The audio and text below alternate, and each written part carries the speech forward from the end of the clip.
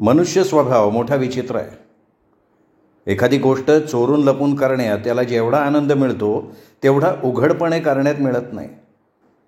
त्यातल्या त्या चोरट्या भेटीगाठीतलं थ्रिल त्याला आणखीन हवंसं वाटत असतं. राजाभाऊही त्याला अपवाद नव्हते. कविताशी चोरून लपून होणाऱ्या भेटींमधनं त्यांना जो आनंद मिळत होता तसा तो वैदेहीसारख्या थंड वृक्ष म्हणजे निदान ते तरी तसं समजत होते अशा स्त्रीकडनं आजपर्यंत तरी त्यांना कधी मिळाला नव्हता.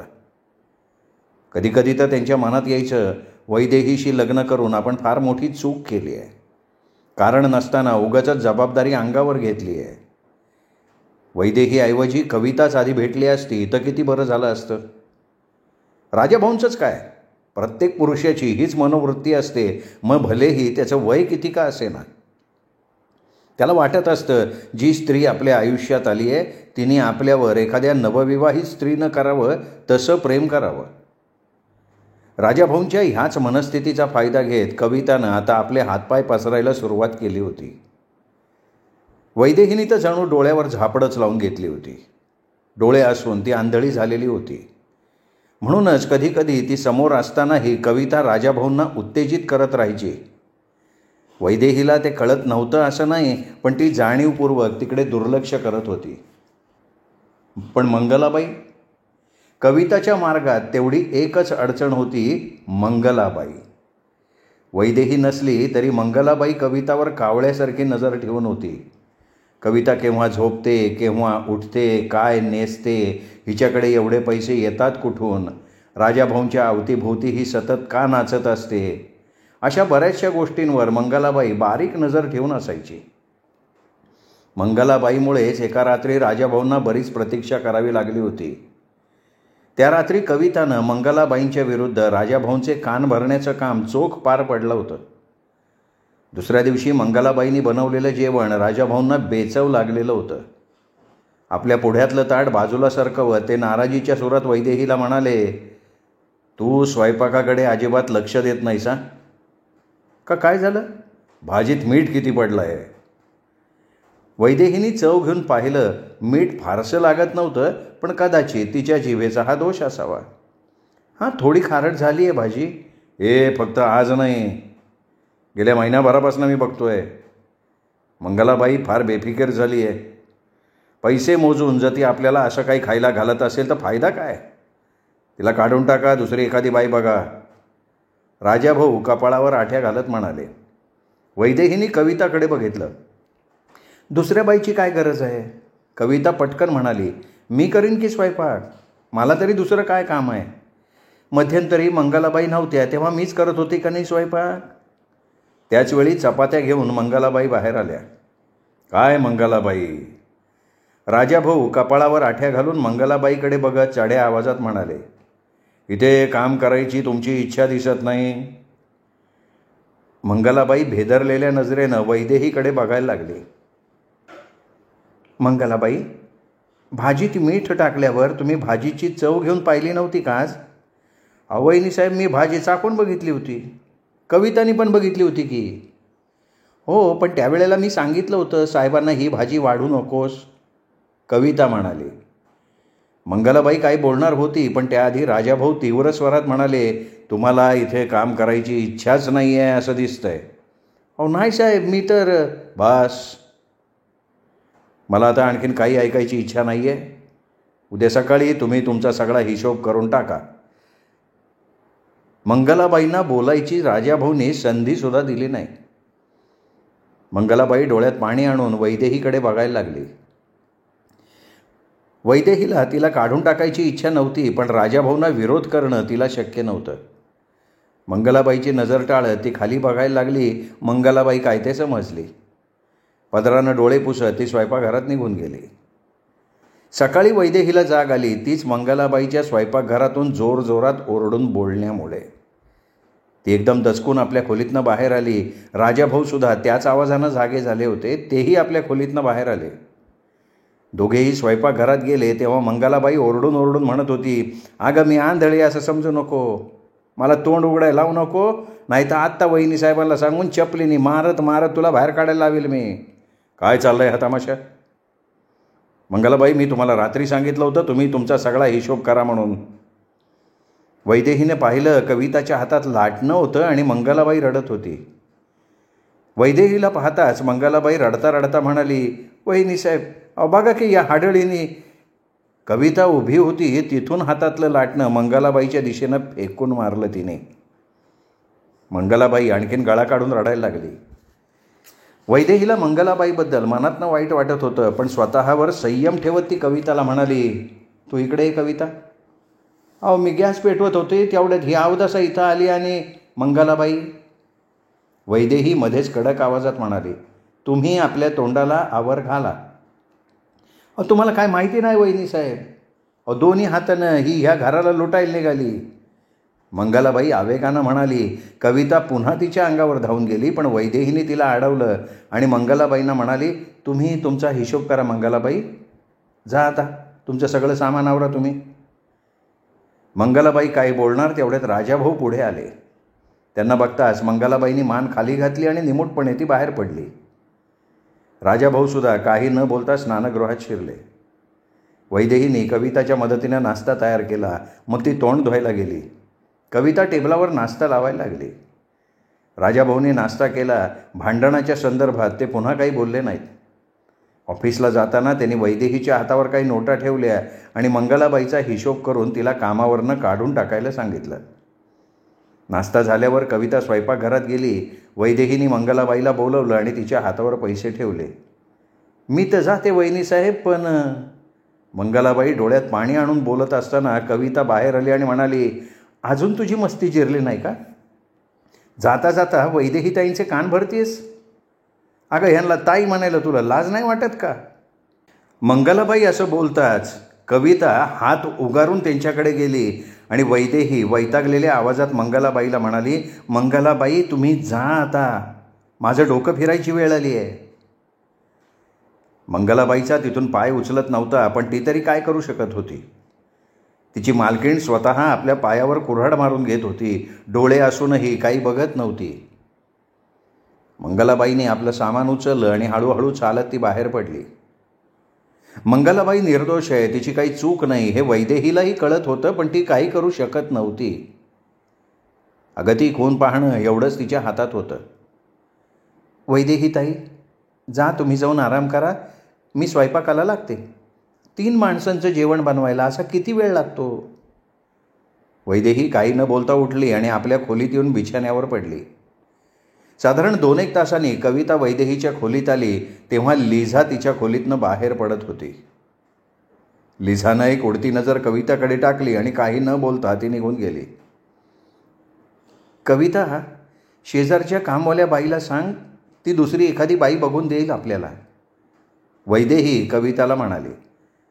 पण कविता म्हणाली, त्याची काय गरज आहे, मी करीन की सगळी कामं. अगं वेडी आहेस का कविता तू? स्वयंपाकाचं एक वेळ ठीक आहे, पण धुणी भांडी ही काय कामं तू करणार? का नाही करणार? त्यात काय वाईट आहे? नाहीतरी दिवसभर रिकामीच असते. कामं करण्यात वेळ तरी जाईल माझा. शिवाय कामं केली तर कोणाला माझा भार नाही ना वाटणार. अगं तुला कोण भार समजते? कुणी सांगावं? उद्या तुम्हीच मला घरातून बाहेर काढणार नाही कशावरनं? नाही कविता. वैदेही कविताचा हात हातात घेत म्हणाली, या घरातून तू आता कधीही बाहेर जाणार नाहीस. कवितानी एकदम चमकून वैदेहीकडे बघितलं. तिच्या ह्या बोलण्यात काही उपरोधिकपणा तर नाही आहे ना, असा विचार तिच्या डोक्यात आला. निराधार असणं हा किती मोठा शाप आहे नाही? एक निश्वास सोडत कविता म्हणाली. अगं असं का म्हणतीयेस? वैदेही तिच्या खांद्यावर थोपटत म्हणाली. तुला माझा आधार आहे ना. हां, एक गोष्ट खरी आहे, अशा परिस्थितीत सापडलेल्या मुली बऱ्याचदा बदनाम होतात, त्यांचं सगळं आयुष्य उद्ध्वस्त होतं. कविता विषण्णपणे हसत म्हणाली, ताई अहो कसला मान, कसली बदनामी. मी जिथे राहत होते तो चांगला श्रीमंत आणि प्रतिष्ठित लोकांचा भाग होता. पण ह्या प्रतिष्ठित लोकांच्या घरात काय काय चाललेलं असायचं याची तुम्ही कल्पना नाही करू शकणार. वैदेही विषय बदलत म्हणाली, मी तर म्हणते तू एखाद्या चांगल्या सभ्य सज्जन माणसाशी लग्न करून टाक बाई. कविता हसली आणि म्हणाली, सभ्यपणा हा एक पडदा आहे ताई. कितीतरी माणसं या सभ्यपणाच्या पडद्याआड आपले अपराध लपवतात, राजरोसपणे फिरतात. आजकाल खऱ्या अर्थानं सभ्य सज्जन माणूस राहिलाय कुठे? तिचं बोलणं ऐकून वैदेही चकित झाली होती. फाटके मळलेले कपडे घालून जेव्हा ही इथे आली होती तेव्हा एक दिवस ही पोरगी अशी मनाला टोचणारं बोलायला लागेल अशी शंकाही तिला कधी आली नव्हती. एक विचारू का ताई? अचानक कविता म्हणाली. काय ग? नाही, कदाचित माझा हा अंदाज चुकीचाही असू शकेल, पण वैभव साहेब. वैदेहीची छाती एकदम धडधड करायला लागली. कविताला काय म्हणायचं होतं?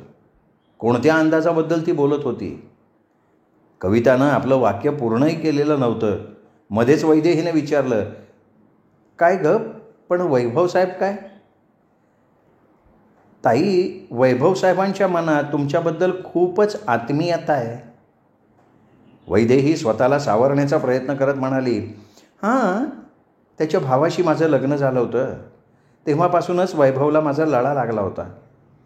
बऱ्याच मुलांच्या मनात आपल्या वहिनीविषयी आत्मीयता असते. हां, कदाचित तसंही असावं. कविता स्मित करत म्हणाली. कदाचित का म्हणालीस? तुझा विश्वास नाही बसत? कविता क्षणभर थांबली आणि मग हलक्या आवाजात म्हणाली, तुम्हाला सांगायचं मला धाडस होत नाही, पण जेव्हा कधी ते इथे येतात तेव्हा अशा काही नजरेनं तुमच्याकडे बघत असतात की त्यांच्या त्या नजरेची भाषा भलेही इतर कोणाला समजत नसेल, पण. वैदेही चकित होऊन कविताकडे बघत होती. म्हणून तर मी म्हणते ना ताई, की. वाक्य अर्धवट सोडत कविता गालात जीभ घोळवत हसली. काय म्हणायचं आहे तुला? हो, मी काय म्हणणार ताई, जे बघते ते बोलते.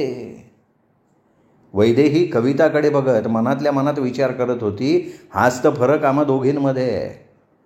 ही जे काही बघते ते बोलून टाकते आणि आपण बघूनही काही बोलत नाही. कदाचित हाच फरक प्रेम आणि वासना याच्यात आहे. प्रेमात जे काही हवं असतं ते हवं असूनही शब्दात व्यक्त होता येत नाही, आणि वासना नको असतानाही ते मिळवण्याचा अट्टाहास करत असते. तुला काय म्हणायचं आहे? माझ्या काही लक्षात येत नाही आहे. वैदेही जांभई देत म्हणाली. जाऊ दे, जाऊन आराम कर, मलाही झोप यायला लागली आहे. कविता उठली, पुन्हा एकदा तशी जीभ गालात घोळवत हसली आणि खोलीतनं बाहेर पडली. कविता गेल्यावर वैदेही कितीतरी वेळ तिच्या त्या बोलण्याचा विचार करत राहिली होती. संध्याकाळी राजाभाऊ ऑफिसातनं आले. आज ते खूप प्रसन्न वाटत होते. जेवताना तर साध्या साध्या बोलण्यावरही खळखळून हसत होते. विशेषतः कविताच्या बोलण्याला तोंड भरभरून दाद देत होते. जेवणं आटोपल्यावर राजाभाऊ हॉलमध्ये TV पाहत बसले. वैदेही आपल्या खोलीत येऊन कादंबरी वाचत बसली. थोड्या वेळानं स्वयंपाकघरातली आवराआवर करून कविता आपल्या खोलीत गेली. राजाभाऊ अजूनही TV पाहत होते. वास्तविक राजाभाऊंना TVची फारशी आवड नव्हती. रात्री उशिरापर्यंत TV पाहत बसणं त्यांना अजिबात पसंत नव्हतं, पण अलीकडे काही दिवसांपासून मात्र अचानक त्यांना TVची आवड निर्माण झाल्यासारखं दिसत होतं. घरात सामसूम होईपर्यंत ते TV समोर बसून असायचे. विशेषतः वैदेहीच्या खोलीतला दिवा बंद झाल्यावर ते TV बंद करायचे. वैदेहीने हातातलं पुस्तक मिटलं, बाजूला ठेवलं, दिवा बंद केला आणि बिछाण्यावर आडवी झाली. 10-15 मिनिटांनी तिला राजाभाऊंच्या पावलांचा आवाज आला. आवाज तिच्या खोलीवरनं पुढे गेला, पण शेजारीच असलेल्या राजाभाऊंच्या खोलीजवळ तो थांबला नाही. तो आवाज तसाच पुढे कोपऱ्यातल्या कविताच्या खोलीच्या दिशेनं जात राहिला. वैदेहीने कूस बदलली आणि डोळे मिटून घेतले. आणखीन 2 महिने असेच गेले. घरची सगळी जबाबदारी कविताने स्वतःवर घेतली होती. काही हवं नको आता सगळं तीच पाहत होती. त्याचबरोबर राजाभाऊंना सुद्धा तिने पुरतं आपलं कह्यात घेतलेलं होतं. त्यांच्या गुप्तरूपानं होणाऱ्या भेटी वाढत चालल्या होत्या. आता तर सुट्टीच्या दिवसासुद्धा वैदेही आपल्या खोलीत आहे असं बघून राजाभाऊ कविताच्या खोलीत जात होते. आपल्या या संबंधांबाबत वैदेही अजून अंधारात आहे असा त्या दोघांचा समज होता, पण वैदेही एखाद्या मूक प्रेक्षकासारखी सगळं काही पाहत असून गप्प होती. पण वैदेहीने डोळ्यांवर कातडं ओढून घेतलं असलं तरी इतरांचे डोळे उघडे होते. एक दिवस अचानक वर आलेल्या लिझानं कविताला राजाभाऊंच्या गळ्यात हात टाकताना पाहिलं आणि ती तशीच माघारी वळली. दुसऱ्या दिवशी दुपारच्या सुमाराला तिने वैदेहीला हाक मारून खाली बोलवलं, पण वैदेहीच्या पाठोपाठ कविताही खाली आली होती. लिझा मग उगाचच वैदेहीशी इकडच्या तिकडच्या गप्पा मारत राहिली. लिझाच्या गप्पात कविताला फारसा इंटरेस्ट नव्हता. थोड्या वेळाने ती कंटाळली आणि वर निघून गेली. कविता वर निघून गेल्याची खात्री पटल्यावर लिझानं वैदेहीला विचारलं, आजकाल राजाभाऊंचं आणि तुझं कसं काय चाललंय? वैदेही मनातनं चमकली, पण तसं न दाखवता सहज स्वरात म्हणाली, बरं चाललंय की. नो, माझ्या म्हणण्याचा अर्थ राजाभाऊंचं तुझ्याकडे लक्ष आहे का नाही आहे? मला समजलं नाही तुला काय म्हणायचं आहे. तुला काही समजत नाही ह्याचाच तर मला राग येतोय वैदेही. त्या कविताला पाहिल्याबरोबर मी तुला सांगितलं होतं या पोरीचं कॅरेक्टर चांगलं नाही म्हणून. का, काय झालं? काय होणार आहे? काल रात्री मी प्रत्यक्ष माझ्या डोळ्यांनी बघितलं. राजाभाऊंशी हसळून खिदळून बोलत होती ती. मग त्यात काय झालं? वैदेही हसून म्हणाली, अगं ती तुझ्या नवऱ्याशी डोळे नाचवत बोलतीये हे तिचे तुझ्यावर उपकार आहेत. तू त्यांच्या गळ्यात हात टाकून त्यांना रिझवू शकत नाहीस, कारण तुझी तब्येत बरी नसते म्हणून ती त्यांच्या गळ्यात हात टाकून त्यांना खुश करत असते. हे सुद्धा तिचे तुझ्यावर उपकाराचे आहेत का नाही? लिझा म्हणाली. छे अगं काहीतरी काय बोलतेस लिझा? हे बघ, नक्की तुझा काहीतरी गैरसमज झाला आहे. कविता तशी नाही आहे. लिझाला वैदेहीचा भयंकर राग आला. डोळे असूनही वैदेही आंधळी झाली होती आणि तिलाच खोटं पाडायचा प्रयत्न करत होती. ठीक आहे, तुझा विश्वास बसत नसेल तर सोडून दे, लिझा नाराजीच्या स्वरात म्हणाली. हे बघ, मी माझं कर्तव्य केलं, आता तू जाणे आणि तुझी ती कविता जाणे. अगं रागवू नकोस गं, वैदेही किंचित हसून म्हणाली. आणि हां, ही गोष्ट तू आणखीन कोणाजवळ बोलू नकोस. बोलणार? लिझा हट्टी स्वरात म्हणाली. राजाभाऊंनाच सांगणार मी. काय ते? हेच सांगणार की कविताशी तुम्ही जास्त जवळीकीच्या नात्यानं वागू नका. ती पोरगी तुमच्या या मोकळ्या वागड्या बोलण्याचा गैरफायदा घेणार आहे. वैदेही काही बोलली नाही. लिझा ही काही क्षण गप्प राहिली, मग न राहून पुन्हा म्हणाली, हे बघ वैदेही, तू गप्प राहून त्या पोरीला मोकळं रान करून देऊ नकोस. माझं ऐक, आत्ताच्या आत्ता जा, त्या रांडेला 2 चपला मार, घरातनं बाहेर काढ, तर तुझा संसार वाचेल. अगं पण घरातनं बाहेर काढलं तर ती बिचारी जाणार कुठे? अगं तुला तिची एवढी काळजी आहे ना, मग एक काम कर. काय करू सांग? तू स्वतः कुठेतरी निघून जा. मी? हो, जा तुझ्या आईच्या घरी जा. पण तिला काय वाटेल? वैदेही, अगं तुला झालंय तरी काय? लिझा कळवळून म्हणाली. मला काय होणार, मी ठीक आहे. लिझा मनातल्या मनात कपाळाला हात लावत गप्प झाली. तिला शंका यायला लागली होती, वैदेहीच्या डोक्यावर काही परिणाम तर नाही ना झाला. वैदेहीनं टेबलावरचं एक मासिक उचललं, तिथे चाळायला लागली. जणू लिझानं आत्ता जे काही सांगितलं होतं ते दुसऱ्याच कोणाबद्दल तरी सांगितलं होतं. तिचा त्याच्याशी काही संबंध नव्हता. जणू कविता आणि राजाभाऊ कोणी परके होते आणि त्या दोघांशी तिला काहीही सोयरसूतक नव्हतं. काही वेळानं वैदेही उठली, वर जायला निघाली. तसं लिझानं विचारलं, म्हणजे कविताला तू कसलाही जाब विचारणार नाहीस? काय विचारू? ओ माय गॉड, लिझा कपाळाला हात लावत चिडून म्हणाली. तुझ्यासारखी मूर्ख स्त्री मी आजपर्यंत नाही पाहिली. एक दिवशी दुपारच्या सुमाराला अचानक वैभव आला. वैदेही घरात एकटीच होती. कविता आणि राजाभाऊ बाहेर गेले होते. तब्येत बरी नसल्याचा बहाणा करून तिने त्यांच्याबरोबर जायचं टाळलं होतं. अरे राजाभाऊ कुठे आहेत? अजून आले नाहीत का? वैभवने विचारलं. ते बाहेर गेलेत, त्यांचे एक मित्र आले होते त्यांच्याबरोबर. वहिनी, तुला एक विचारायचं होतं. काय ते? राजाभाऊंनी त्या पोरीशी लग्न केलं आहे का गं? छे, काहीतरीच काय. वैदेही चकित नजरेनं वैभवकडे बघत म्हणाली. पण वैभवचा तिच्या बोलण्यावर विश्वास बसला नव्हता. वहिनी, माझ्यापासून लपवून ठेवायचा प्रयत्न करू नकोस. कितीतरी लोकांकडनं मी ऐकलं आहे की राजाभाऊंनी कविताशी लग्न केलं आहे. हे बघ, ज्या कोणी तुला हे सांगितलं आहे ते खोटं सांगितलं आहे. माझ्याशी लग्न झालेलं असताना ते दुसरं लग्न कसं करतील? अगं पण मी स्वतःच्या डोळ्यांनी त्यांना पाहिलं. काय, कुठे? दोघांना सिनेमा हॉलमध्ये शिरताना. म्हणून तर धावत पळत इथे आलो मी. वहिनी, तू हे सगळं माझ्यापासून का लपवून ठेवतीयस? अरे बस आधी, उभ्या उभ्यानं काय विचारपूस करतोयस? वैभव सोफ्यावर बसला, पण त्याच्या एकंदर आविर्भावावरनं तो कमालीचा अस्वस्थ झालेला दिसत होता. वैदेही त्याची नजर टाळत म्हणाली, अरे मला माहिती आहे, त्यांचे एक मित्र आले होते, त्यांच्याचबरोबर हे गेलेत. माझी तब्येत बरी नव्हती म्हणून मीच जबरदस्तीनं कविताला त्यांच्याबरोबर पाठवलं.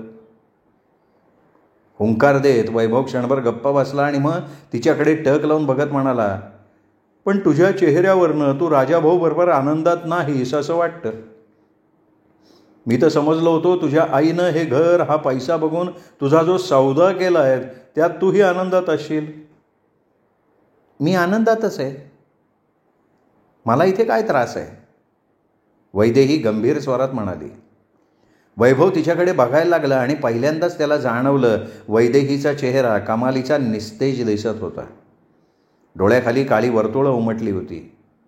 तिच्या वरवरच्या हसण्यामागे वेदनेचे काटे लपले होते. ताजं टवटवीत फूल झाडावरून तोडल्यावर काही वेळात जसं मरगळतं तशी ती मरगळलेली दिसत होती. वैभव काहीसा व्याकुळ आवाजात म्हणाला, मला सांग तरी तुला नेमकं काय होतंय? कसली काळजी तुला लागून राहिली आहे? कोणत्या चिंतेनं तुला घेरलंय? वैदेही त्याच्याकडे बघून उदास हसली आणि मग तशाच उदास स्वरात म्हणाली, आजकाल सगळ्यांना माझ्याविषयी सहानुभूती वाटायला लागली आहे असं मला वाटायला लागलं आहे बरं का. लिझा म्हणते मला काय झालं आहे, आई विचारते मला कसलं दुःख आहे, आणि आता मला कसल्या चिंतेनं घेरलं आहे हे तुलाही जाणून घ्यायचं आहे. मला एक कळत नाही आहे, सगळेजण माझ्याच मागे का लागलेत? वैभवला त्यावर काय बोलावं सुचलं नाही. क्षणभर तो गप्प बसला. मग अचानक त्याने विचारलं, राजाभाऊचं तुझ्यावर प्रेम आहे? मी कधी विचारलं नाही. ते तुझ्याकडे लक्ष देतात? त्यांनी सगळं घर माझ्या हातात सोपवलं आहे. कसलीही कमतरता ते मला भासू देत नाहीत. तुझं त्यांच्यावर प्रेम आहे? वैदेहीच्या डोळ्यात पाणी तरळलं. ते बघताच वैभव पुढे झाला. तशी वैदेही मागे सरकली आणि म्हणाली, वैभव तू जा आता. घरात दुसरं कोणी नाही आहे. कोणी पाहिलं तर? काय होणार आहे? त्यांची बदनामी होईल. हां, ते फार सज्जन आहेत नाही का? अरे तूही बदनाम होशील. वैभव उत्तेजित झालेल्या मनाला आवर घालण्यासाठी सोफ्यावरनं उठला, येरझाऱ्या घालायला लागला. मग वैदेही समोर येऊन उभा राहत म्हणाला, खरं खरं सांग वैदेही, राजाभाऊंनी कविताशी लग्न केलंय? नाही. मग सगळेजण तसं का म्हणतात? अरे लोक काहीही बोलतील, आपण कोणाकोणाच्या तोंडाला हात लावणार? वैभव काही क्षण गप्प राहिला आणि मग म्हणाला, ठीक आहे, मी निघतो, पण माझा एक निरोप सांग राजाभाऊंना. त्यांना म्हणाव. काय सांगू? त्यांना सांग, म्हणाव कवितासारखी तू अनाथ असहाय्य नाही आहेस.